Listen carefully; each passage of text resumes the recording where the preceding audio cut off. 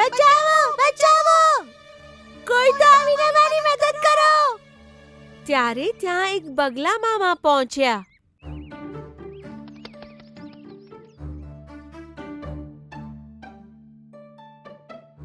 તેને જોઈને માછલીઓ બહુ ખુશ થઈ.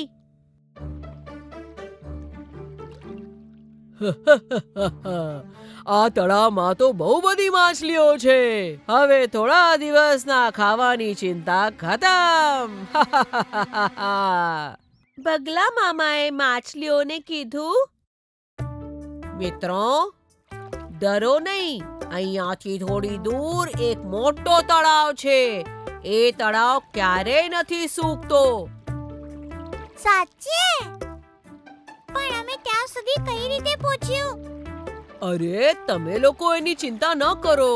હું તમને ત્યાં પહોંચાડી દઈશ. પણ દરેક દિવસે થોડીક માછલીઓને જ લઈ જઈ શકીશ. બોલો, તમને ચાલશે? માછલીઓએ બગલા મામાની વાત પર વિશ્વાસ કરી લીધો. દરરોજ બગલા મામા માછલીઓને દૂર લઈ જતા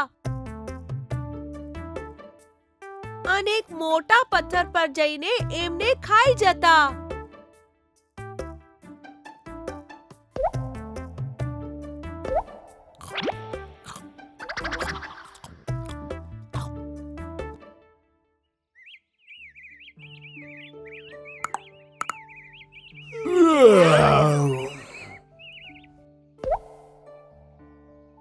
તળાવ કિનારે રેવાવાળા એક કરચલાને બગલા મામાની ચાળ સમજમાં આવી ગઈ. એણે તળાવ પાસે જઈને પોતાના મિત્રોને કહ્યું, મિત્રો, એ બગલો તમને છેતરી રહ્યો છે. એ તમને તળાવમાં નહીં પણ ખાવા માટે લઈ જઈ રહ્યો છે. બાપરે, હવે અમે શું કરીશું? બાપરે, હવે અમે શું કરીશું? ચિંતા ના કરો, હું તમને બચાવીશ.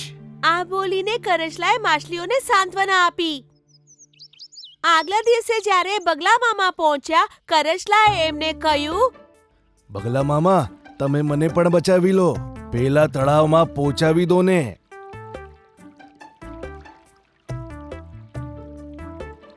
અરે કેમ નહીં? એમાં શું છે? તું મારા ખભા ઉપર બેસી જા.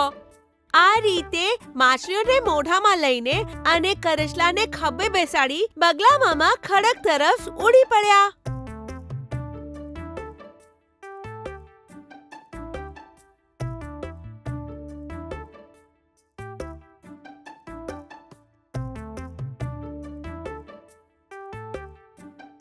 ખડક ઉપર પહોંચીને બગલા મામા માછલીઓને એક એક કરીને ખાવા લાગ્યા.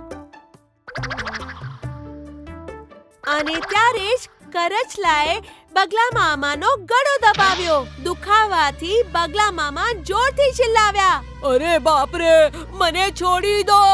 હું કોઈને નુકસાન નહીં પહોંચાડું. કૃપા કરીને મને છોડી દો. હું કંઈ જ નહીં કરું. ત્યારબાદ બગલા મામાએ ક્યારેય આવું ન કર્યું.